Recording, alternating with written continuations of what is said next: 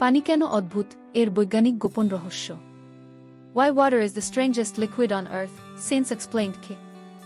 ভাবো তো, যদি পানি এমন হতো যে বরফ পানির নিচে ডুবে যেত।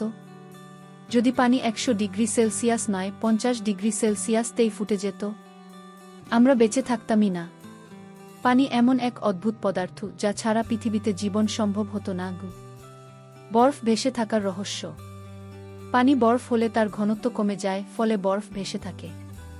এটা যদি না হতো, সমুদ্র হ্রদ জমে তলদেশ থেকে জমাট বাঁধত আর জীবজন্তু বাঁচত না। পানির অদ্ভুত তাপ ক্ষমতা।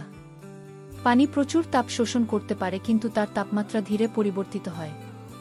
এজন্যই সমুদ্রের কাছে শহরগুলো তুলনামূলক ঠান্ডা থাকে। হাইড্রোজেন বন্ড, আসল নায়ক। পানির অণুগুলো একে অপরের সাথে হাইড্রোজেন বন্ড দিয়ে যুক্ত থাকে, এজন্য এর স্ফুটনাঙ্ক অনেক বেশি, 100 ডিগ্রি সেলসিয়াস।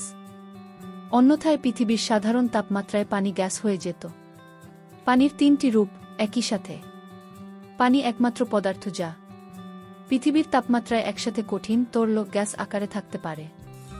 বরফ, পানি, জলীয় বাষ্প। পানির বিস্ময়কর পৃষ্ঠটান। পানির পৃষ্ঠটান এত বেশি যে ছোট পোকামাকড় এর উপর হাঁটতে পারে। পানি কেবল তৃষ্ণা মেটায় না, এটি পৃথিবীর তাপমাত্রা নিয়ন্ত্রণ করে, জীবন বাঁচিয়ে রাখে এবং পুরো ইকোসিস্টেম চালায়। তাই পানি সত্যিই এক ম্যাজিক্যাল পদার্থ।